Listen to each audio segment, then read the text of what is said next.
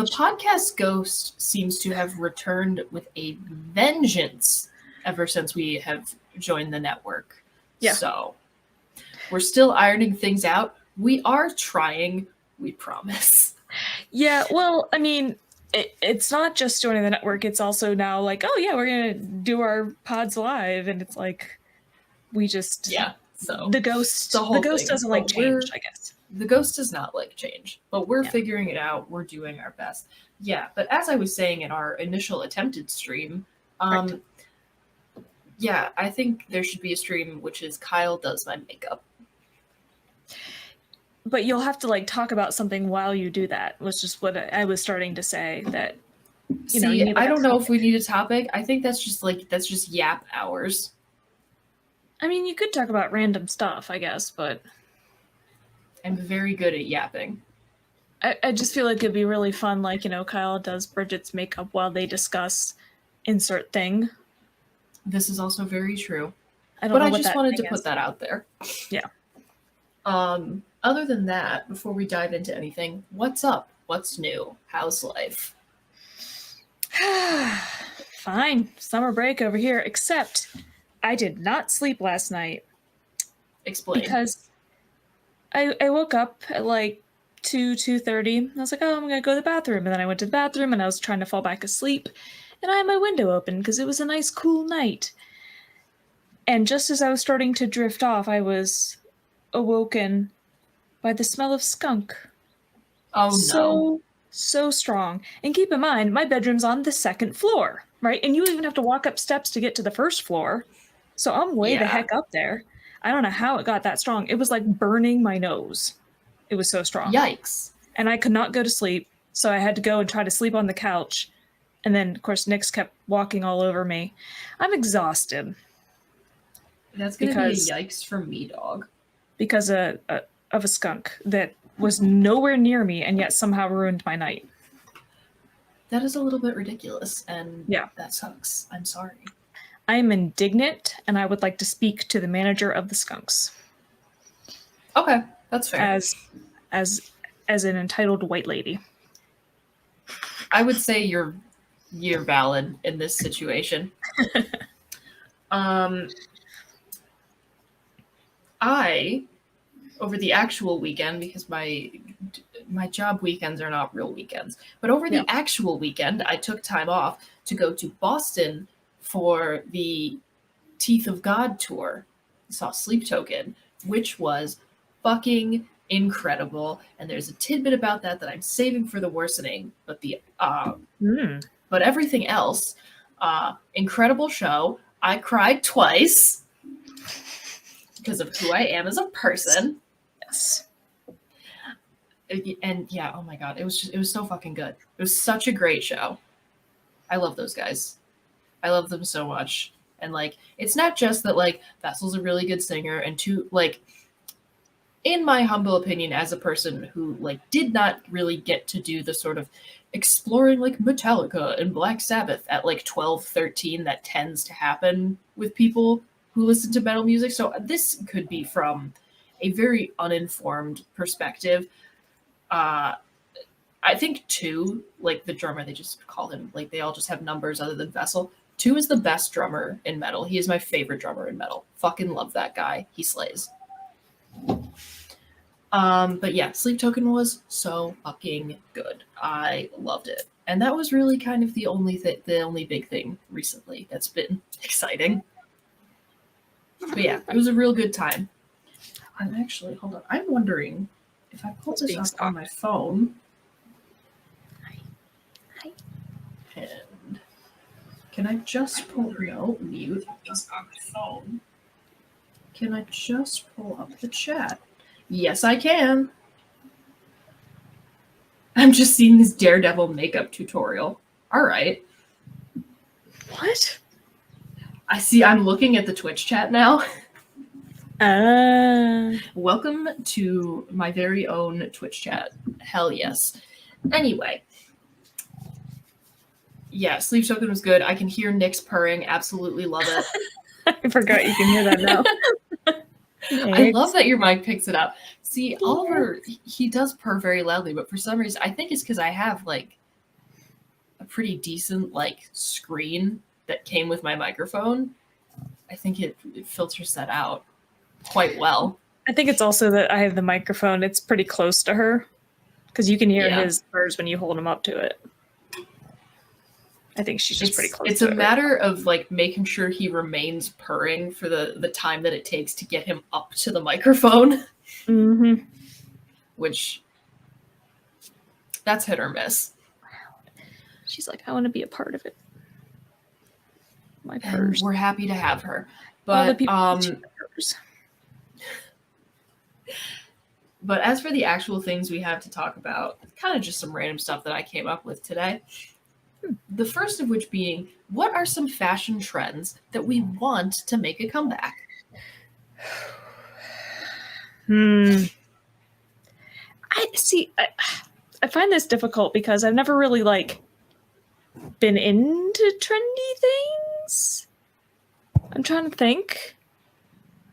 I honestly, I don't know if any come to mind. I have to keep thinking on it. I want male crop tops to come back. I want the slutty male short shorts of the 70s and 80s, and I want the male crop tops of the 70s and 80s. And this is not me saying like, oh, only if you're hot or whatever, only if you have a six-pack. No. Male crop tops. Just End of statement. More dude midriff.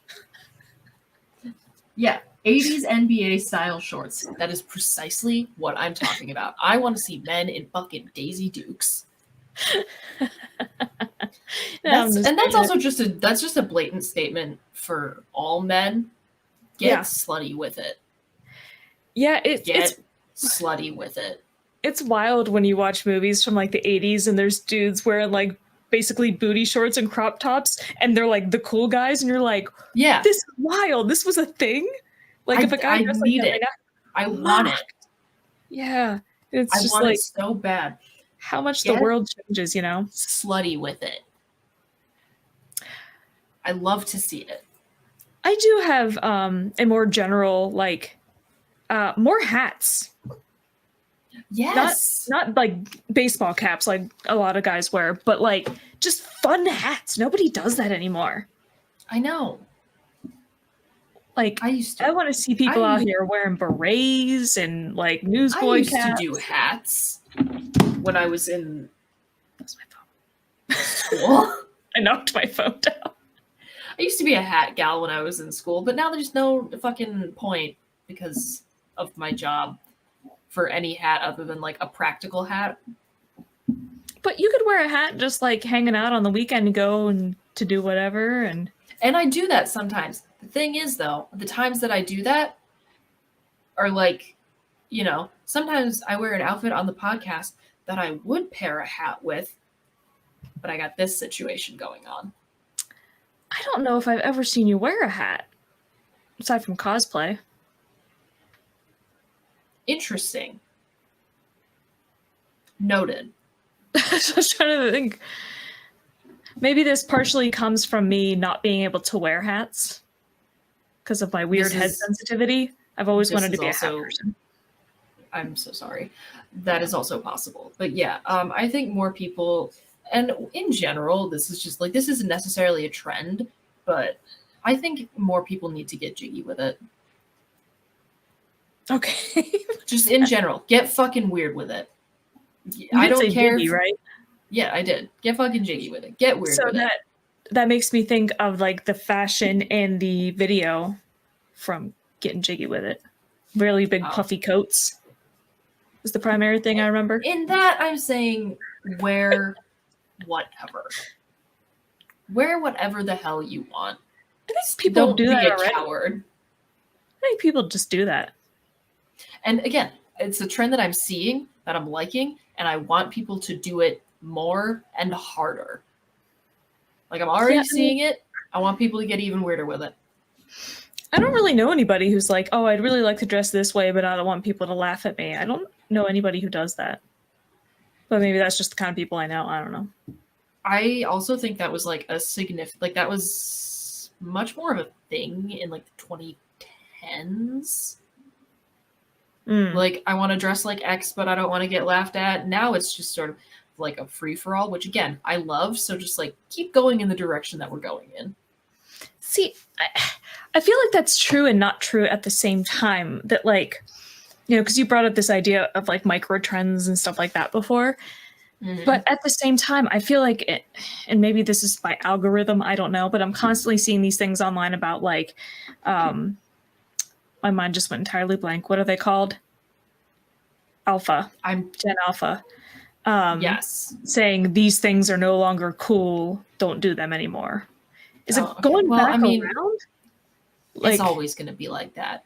It's literally always going to be like that. But I saw one the other day, and I'm constantly saving things and screenshotting things and then forgetting to send them to you. But I had seen one the other day that said ankle socks are out. And if you wear ankle socks, you're like a grandpa. And how is that even a thing? Like, huh? That's what it said. I have it somewhere on the phone that's on the floor. That's odd, I will say. But like, also, again, like the whole fucking like Gen Z versus millennial thing where it's like, oh, side parts are cringe, middle parts are cool, exactly. blah, blah, blah. Like it's there's always going to be that. So let's put that in its own little box. I guess it just depends on how much you care about that stuff. Like, do you care? I don't personally. I mean, no, I don't care what a 12-year-old thinks is cool. I don't like even a little bit. I was an idiot when I was 12. Yeah, I don't get it. I'm also just trying to like make sense out of it, you know?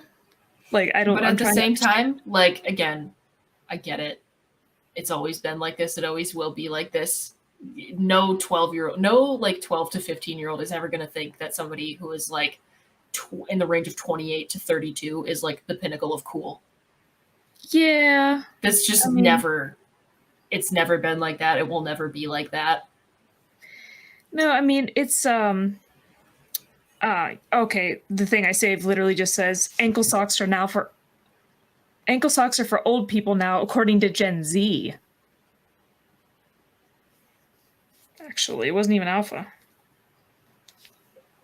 And here's the thing. I never fucking know because people slice it differently. I'm a millennial. I'm like the last of the millennials, according to some, and I'm like the first of the Gen Z, according to Zoomer.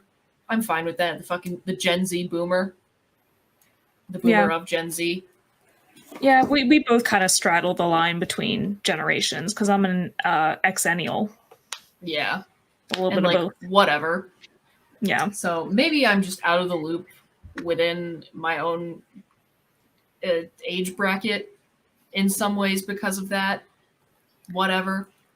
Yeah, I think in my head I was remembering it as Gen Alpha because, like, what's the youngest Gen Z now? It's my sister's 2.5 years younger than I am, and she's definitely like she's Gen Z like TM.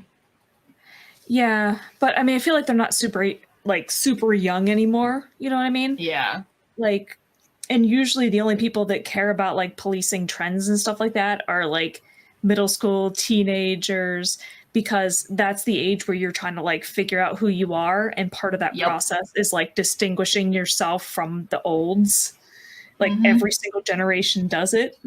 And so I could see kids that age like wanting to be like, here's where we're drawing our lines in the sand. Yeah. What's cool, what's not. But yeah, I really don't know though. But on the flip side, what do we think are some fashion trends that should never make a comeback? This one I have much more clear, concrete answers for. First of which is fucking low-rise jeans. That's always top of my list. Keep that shit out of here. What a nightmare time. You know what I hate? Is that fucking like denim wash that was so very early 2000s, where it was like almost white in like the center of the jean, and then it got more faded blue as it came out. I hate that shit. I fucking hate it. How do we feel about acid wash? Should it make a comeback? I don't know if it should make a comeback. I think if you really fucking know what you're doing, you can pull it off. But should it make a broad comeback? No, absolutely not. It'd be interesting to see like a really modern style like denim product, but then it's acid wash. Ooh, Because when I think like acid mom wash, jeans, like the cool new mom jeans, but acid wash? That would be yeah. very strange. Because when I picture acid wash, I'm always picturing very 80s kind of style, you know. But what if we had like a modern style, but acid wash? You know what another thing from the 80s that I don't think should ever come back is like this is like a women's the hair well fucking ever. The women's swimsuits specifically. The fucking really high hip cut. I hate that. I hate that. And again, maybe that's just a me thing. I'm sure there's tons of people who look fucking great in it, but like, nope, not me. No, thank you. Keep that one. Yeah. Yeah. It's always the low-rise jeans that come to mind for me immediately, but there's so many. There's the 2000s in particular were such a lawless wasteland. Like, especially like you would see this all the fucking time. Like jeans under a skirt or a dress. Yep. Fuck that shit. Absolutely not. I think we've talked about this before on the pod. Like that was when I was in high school. Like that was what the kids were doing, and it just trying to find jeans that weren't low rise was a nightmare. I can imagine. Just every day. Waking up in that hellscape of fashion. See, I see the mention of Jinkos in the chat, and I don't think that was the worst sin of the early 2000s denim wise. No, that was worse things happening. That was 90s. Because my brother had several pairs. That was like all he would wear were the Jinkos. And they would drag the ground and they were all torn and like and then like the shiny button-down shirts. I've never seen one of those. You've never seen the shiny shirts? Like, you know, are you familiar with Night at the Roxbury? No? Interesting. They were as wide as they were tall. I'm just going to go ahead and put another mark in the I am old column. I'm so sorry. But Night at the Roxbury was actually technically started as a Saturday Night Live skit with Will Ferrell and Chris Kattan, and they made a movie out of it. Okay. Where they go, these guys that go clubbing, but they wear the shiny shirts. I feel like we need to have visuals of the shiny shirts. I don't know if we can make that happen on here, but I feel like it should be. I'm not in charge. Oh, that's true. I don't know how this stuff works anymore. I know. I'm adjusting. I'm just not looking up shiny 90s shirts just because I want to see what comes up. Ooh, working on it. I hope somebody knows what I mean. But yeah, it was definitely a thing. Someone must. Yeah, it was definitely a thing in the 90s for guys to wear these like shiny shirts, and I don't know why my brother had so many of them. So he would wear that, and then like the ball chain necklaces, and I'm spiky hair. Kind of ambivalent on that.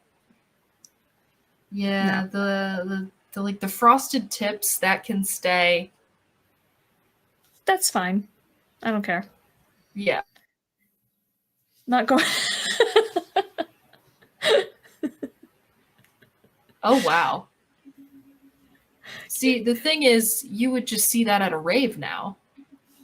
Well, I mean, yeah, I mean they're kind of like clubbing type shirts, but okay. But I assume you know what I'm talking about, Chris, when I talk about Night at the Roxbury. Maybe this is just me having not experienced like the cringe of this, but I'm gonna make a bold statement right now and say that I think you could make that kind of cunty. You also, though, are enjoying currently some of the music my brother listened to when he dressed like that. Shut up. I mean, just imagine, man, I really gotta find pictures of my brother now in his Jinkos and shiny shirts when he would listen to Deftones. And you leave the Deftones out of this.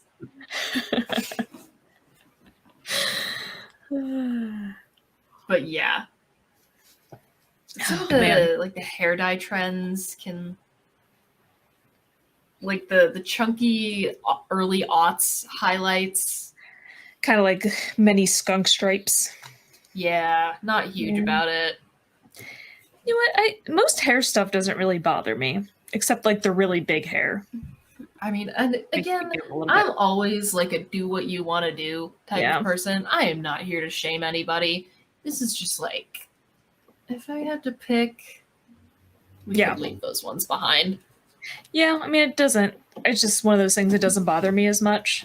It's usually more clothing because the way somebody styles their hair doesn't affect my ability to style my hair, but whatever stylish clothing wise does limit clothing choices for me. So it has This, an impact. you know, here's a thing that I've kind of come back around on that's like, it's stuck around like with one subculture or another, like pretty much the entire time.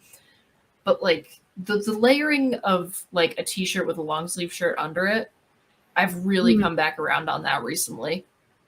I thought you didn't like layering. And here's the thing. If I do it like right, I don't mind. And it makes no sense to me either, but I think it's because the shirt that I use for like the white shirt that I'll put a lot of band t-shirts over is like pretty form-fitting, and I buy all of my band tees like a size up. So like there's less like fabric getting scrunched up with each other. Mm. So Yeah. I've come back around to that like big time. Layering clothing was like the majority of my style for a big chunk of middle school. Don't know why, Yeah, there but it was was like the thing. Oh, you know what else can fucking stay in the 2000s? Skinny scarves. Oh god. It just I recall wearing that when I was in like 6th grade. yeah. Although I do kind of wish like decorative scarves in general would come back because it doesn't seem like people really wear them currently. And I've been going through my closets and stuff, and I have this big pile from my scarf phase of like Yeah. really fun scarves, but it would feel out of place to wear them now because no one's really doing it. I'm like, do I get rid of these? Do I hold on to them for when it feels right again?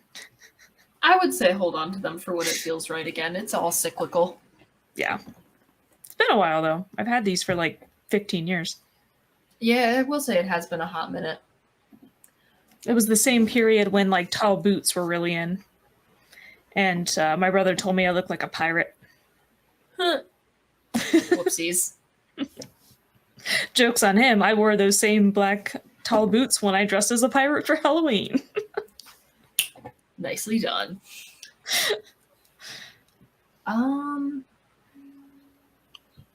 Oh, this is an early 2000s. Actually, no, this is more of a 2010s thing, 2012. The fucking galaxy print leggings.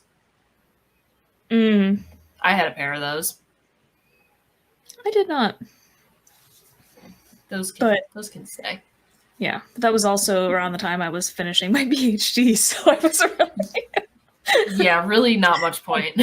of the age, I guess, that would wear them at that point. Yeah. But yeah, those can stay. Thanks. Yeah. Yeah, and it's one of those things, like, I'm sure there's plenty of them that if I were reminded, maybe that I've, like, pushed them deep down Yeah, to repress remember. that. Yeah, like, I think this has come up on the pod before where I was like, when I was a kid, like, stirrup pants were such a thing. Stirrup pants, and then the, like, the bodysuit, like, the adult onesie, I forget what they're called. That snaps. in Yeah, your I think they're crotch. just called bodysuit. Those are Oh, in no. again. Why? They're so uncomfortable. Nobody wants snaps in their crotch. It's for the line. It's for the line. Oh no, I mean I understand, but like I care more about comfort than that stuff. I mean, beauty is pain. Nope. No thanks. I'm good. Yeah, no, those are back in a big way. Nope. But those and stirrup pants were in at the same time. There was like this obsession with fabric that stretched around things. I mean, sure. Comfy enough, I suppose. But here's another sort of fashion question that just occurred to me today because as a sort of alternative fashion enjoyer, a lot of black happening. I have a predominantly white cat, which leads to some situations. I am very well acquainted with the lint roller, and I am this close to attempting to stop the problem at the source and just vacuuming the boy. But do we think that witches have black cats to disguise the amount of cat hair on their witch robes? I mean, I could see that being a motivation.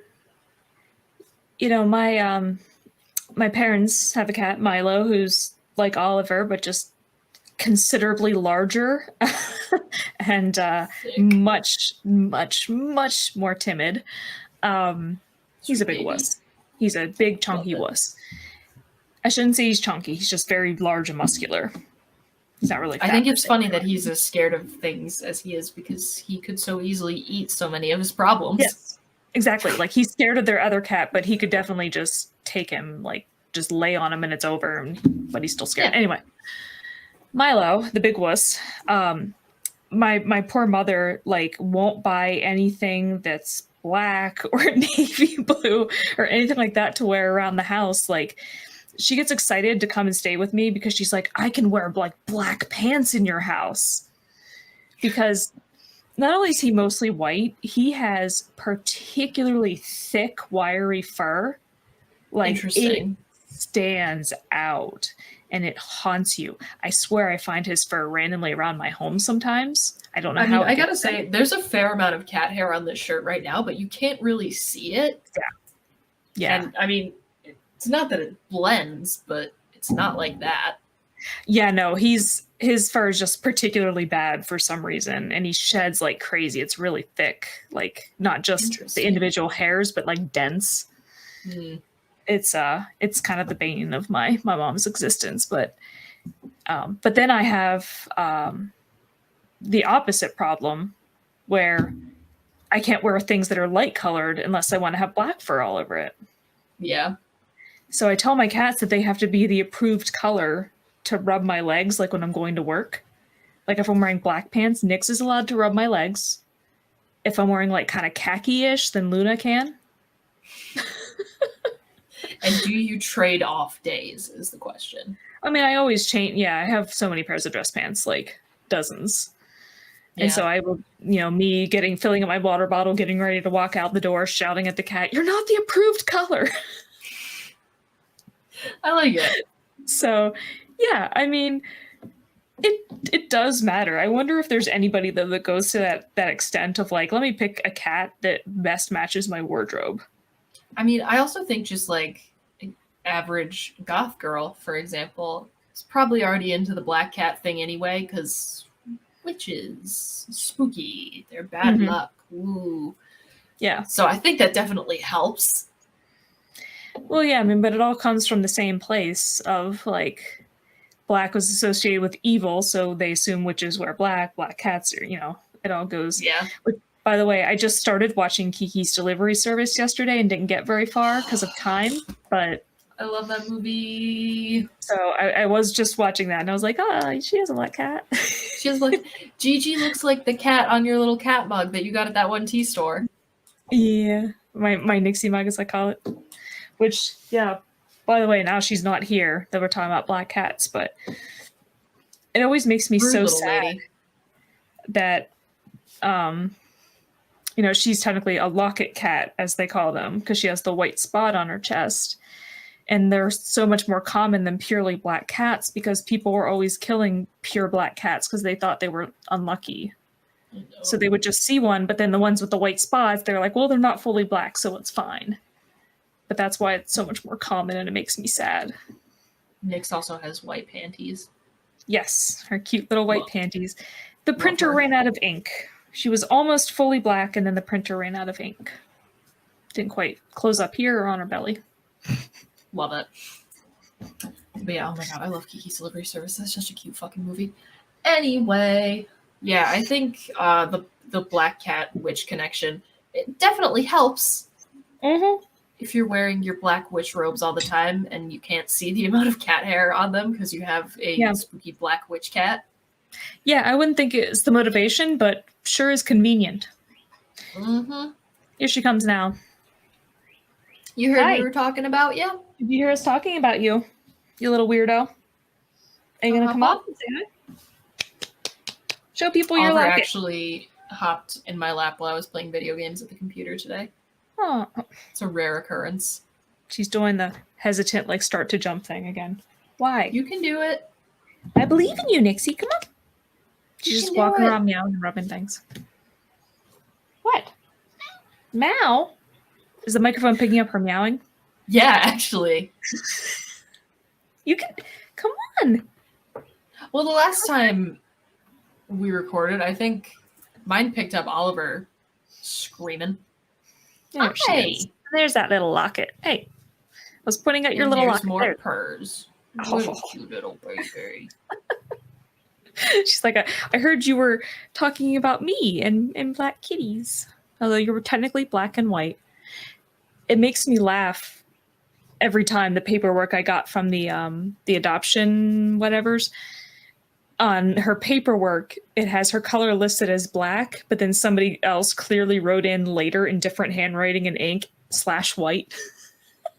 I feel like that's the least relevant thing about her. Is the 2 tiny spots of white.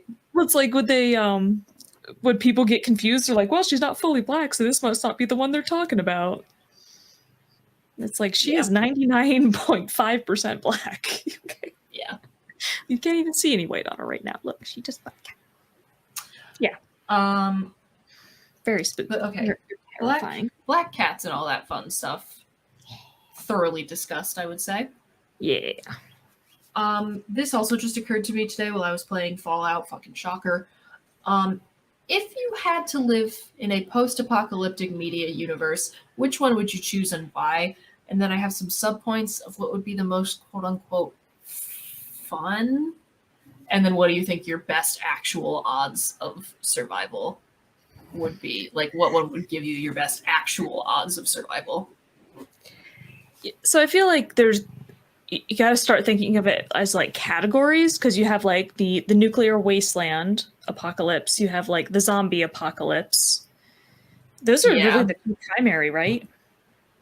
I would say so. I mean, I think something like the Hunger Games also technically counts as post-apocalyptic, but that's just like, I don't know. That's more like, it's been forever since I read the book / saw the movies. That was like, was it famine related that they ended up like something that? like that. Societal collapse. I don't know. Yeah, I don't know. Something had to lead to it. I just don't know what it was.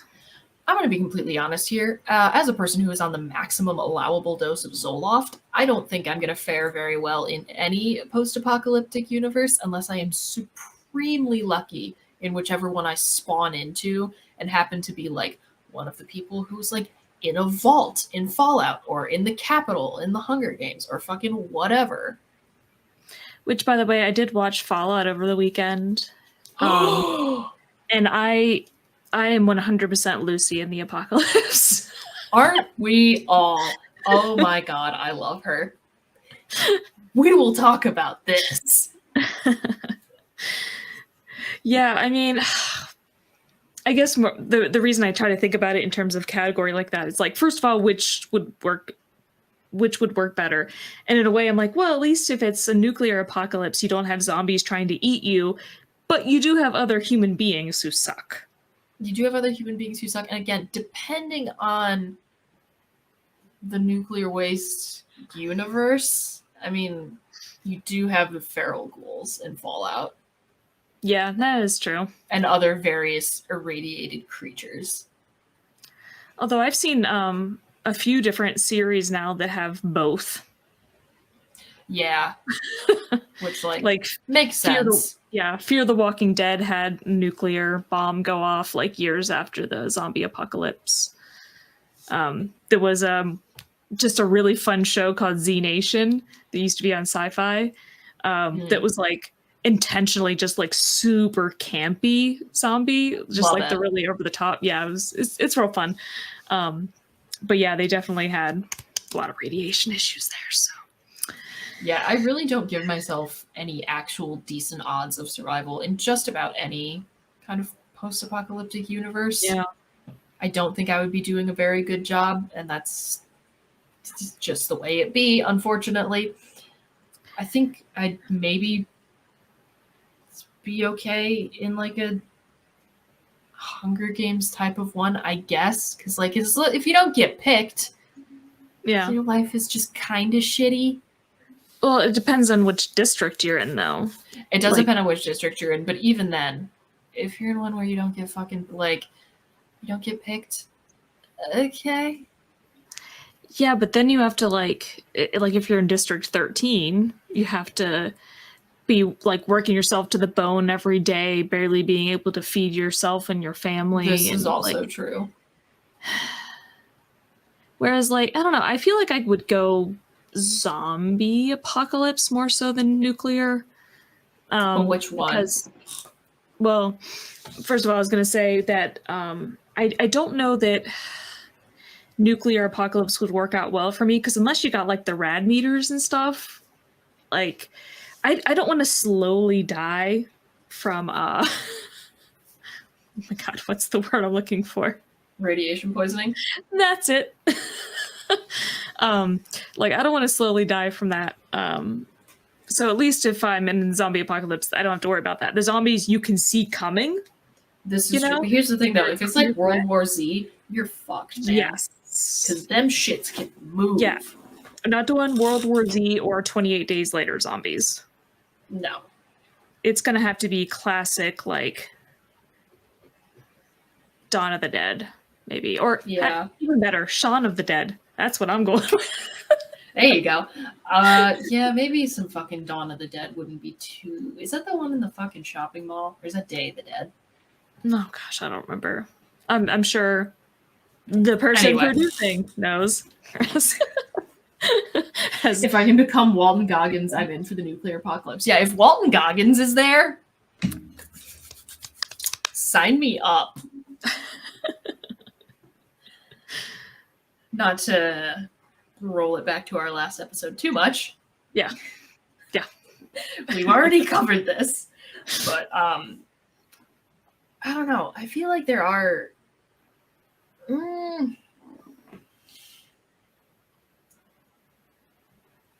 I feel like there might be some advantages to, like, again, the one set up by Fallout.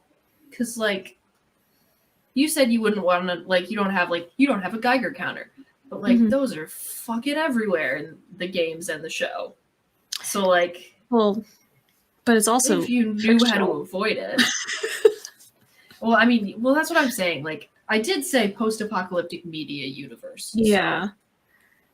But it's also like that's like a specific physical thing you have to have with you. If you lose it or someone steals it or it breaks, you know, this like is true.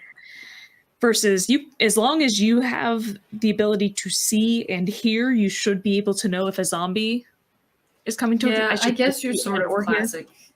Yeah, Dawn of the Dead. Slow, sort of shambling zombies. Mm-hmm. I think those are my best actual odds of survival, I gotta say. Yeah. As far as most quote-unquote fun, again, I feel like I am looking at this from such a gamer angle. Fun, you say? Well, I mean, that's why it was kind of in quotes. No, I was thinking you might guess what I'm thinking. What would be a Zom 100? That would be pretty fun. A fun zombie apocalypse, yes. Zom 100. Oh my god, I would fucking love a real-life Pip-Boy. Huh? It was in the chat. Real-life Pip-Boy would be awesome.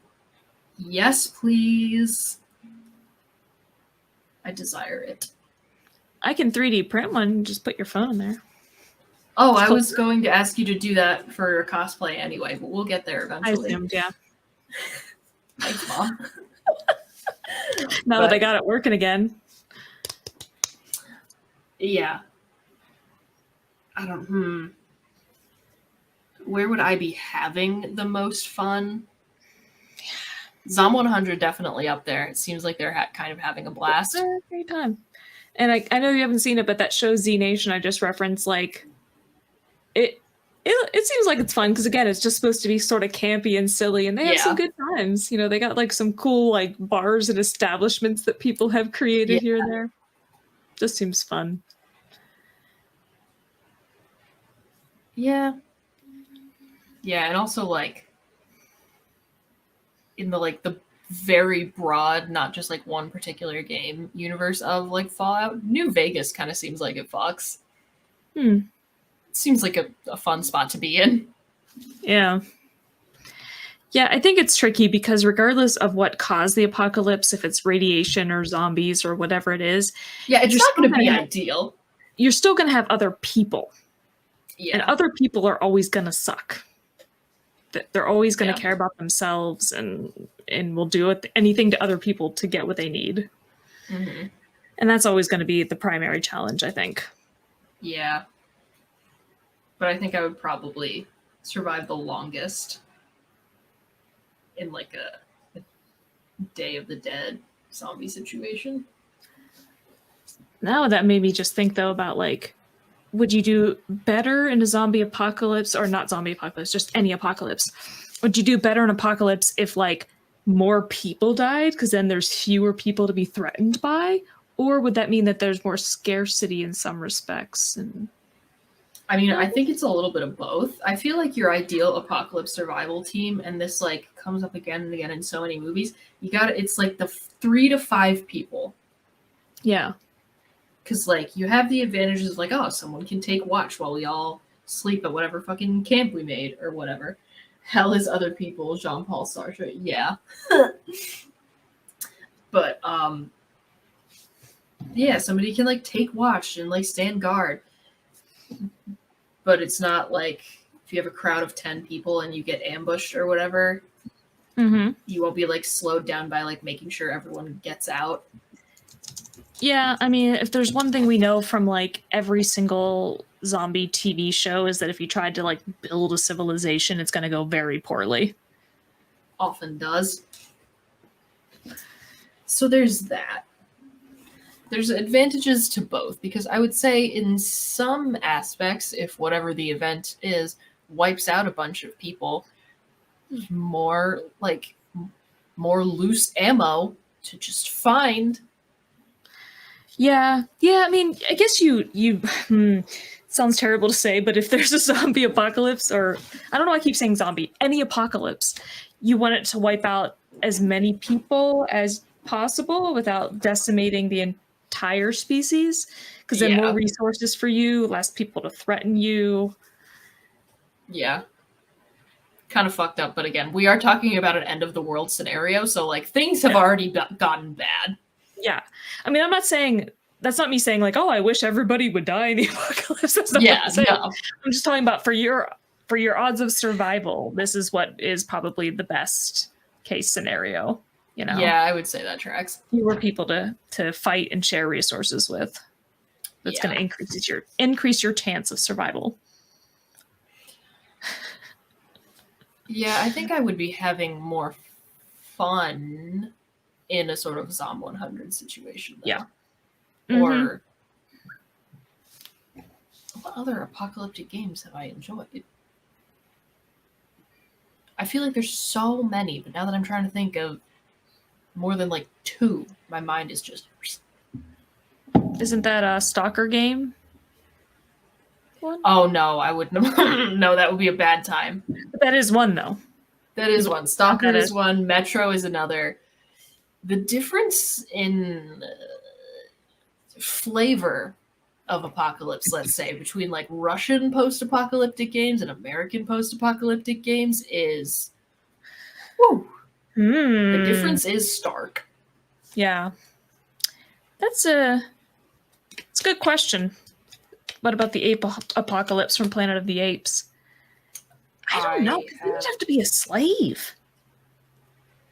Yeah, I haven't seen a Planet of the Apes movie ever. Just, I mean, the apes take over, humans are slaves to the apes. And the apes can talk. I mean, I'm aware of their existence culturally, but Yeah. But I mean, Noted. so like, just based on that, like, no, I would not want to live in that apocalypse because Yeah, no I don't want thanks. to be slaves to apes. I don't like any version of an apocalypse where I'm enslaved. Yeah, not a huge fan. But I can't Vampire think of any. ones. Is there such a thing as a vampire? Hmm. See, that's what's interesting is because vampires usually like hide in the shadows. Yeah. I know, like, I haven't actually seen it, but I know 28 Days Later, it's like an aggression thing, right? It's like the But aggression. that's like zombie though, Yeah. not vampires. Yeah, I guess there was kind of in Buffy. I mean, the vampires were. Mm, Yeah, I I mean, don't know. I've definitely seen things where vampires have talked about taking over. Yeah. Um, it was Castlevania, Yes. There's right? Where definitely a what's her plan for a face was vampire like, takeover. yeah, yes. I was like, I can see it in my head, but I'm starting to mix up all the anime that I've seen. Carmilla, right? Yes, that's yeah. Yeah. I just think of her in my head as that one bad bitch. But yes, Love that is, her. of course you do. She's terrible. She's hot. I didn't say she wasn't. I said she's terrible. I want her to step on me in those stilettos. I don't care that, like, yes, she is terrible. You're right. But while she's on her way to, like, commit horrible acts or whatever, if she could step on me in those stilettos, that'd be nice. I wouldn't complain. Okay. Anyway. Welcome to Bridget Overshares, an alternate title for the podcast because it happens every fucking week.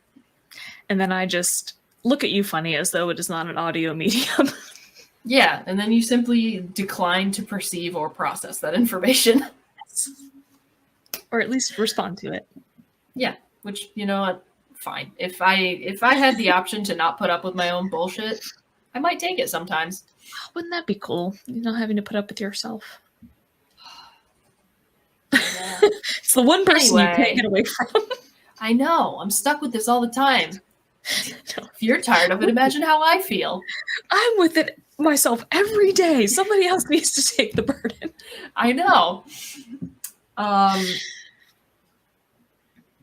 would probably be having the most fun in either like a Fallout or a Zom 100. I'm gonna lock that in as final answer. Yeah, no, I gotta go Zom 100 because they're just having a great time. They got their little village by the end of the season and Yeah, going off on an adventure with their God, friends. I wish that were me. Okay, so now that is going to bring us to the weekly worsening, which I kind of teased when I talked about having gone to Sleep Token. Here's how I'm worse this week. I have gotten a taste of the mosh pit and I want more. Yes, you were sending pictures of your injuries. Yeah, it was barely anything. I got slightly bruised, but I thought it was funny. But yeah, there was a wall of death at the Sleep Token concert, and I was in that, and it was really, really fun, and I want to fucking do it again. Yeah, I've had my fill of that stuff. I've so aged past it. Fucking freeing, man. I liked it. I want to do it again. Also, I still want to crowd surf, but that'll come later. So that's how I'm worse. And the other way that I'm worse is that, one, I've almost finished rewatching Fallout, and girl, the gamer brain fucking help me. You and me both. Oh, wonderful. But yeah, that's how I'm worse this week. It's not many things. Yeah. But the things are intense, I would say. And they're related things because the show and the game. Yeah. Yeah. Yes. They're combined. It's the only fucking thing I want to do. I don't understand why I'm like this, but yeah. How are you worse this week, Bestie? So, yeah, as I've mentioned, I think the last few episodes, I've got my gaming laptop a few weeks back, and I've gradually been adjusting my kind of setup here. I actually just got a laptop stand that came today, so that's nice to have it elevated up. And Nice. yeah, and I have been just buying games on Steam, just like, oh, that's on sale, that looks fun, I'll get to that maybe eventually, and then just buying it. That's what everyone does. Yes, I saw that you have 120 games on there. Yes, I do. Because sometimes you get really fun bundles for like dirt cheap. Yeah, which is how this kind of started out, because I really just had like a couple of games that I was interested in trying out, and then so I had started. Don't be me. I like to, when I say fun in front of anything, I add it like just F whatever, and my TAs always make fun of me for saying factivities for fun activities. So fun bundles. I like that. Yeah. So that's exactly something I would say. But yeah, and so like I was like texting you like, oh, this game's on sale, this game's on sale. I am so stoked to play that game Stray, because I watched this video of this guy playing it, and it's like you get to be a stray cat in an alien world and befriend a freaking robot, and like yeah, you get a little Stray's on my wish list. So that was one of the games that I bought. But yeah, I got a fundle with both Portal games, and so I was like, I'll start with Portal 1, and when I finish that, I'll do Portal 2. And oh, those games are so fucking good. Those are two of my favorite video games of all time. Yeah, so I've been burning through the first Portal. Nice. I believe I'm actually pretty close to finishing it already. They're not big games. They're not, yeah. But it's like it's a little sad, because I'm like, I just started playing this, I think, and yeah, like they're really fun and they're super well made. Yeah, they are. I think my record for like fastest Portal play, it's like I finished it in like 3 hours or something. Yeah. Although I did see somebody posted like their 5-year-old beat it 10 times, and I'm like, that seems unlikely. Yeah, no, I don't think has that kind of logic. I am gonna call BS on that one. Yeah. So I'm having trouble doing anything but sitting here and playing games, because now I've got my chair with my footrest going, and I have cat ear headphones. Not the Twitch Thot headphones. And they're only for certain circumstances though, because I can't. My head starts hurting like pretty quickly.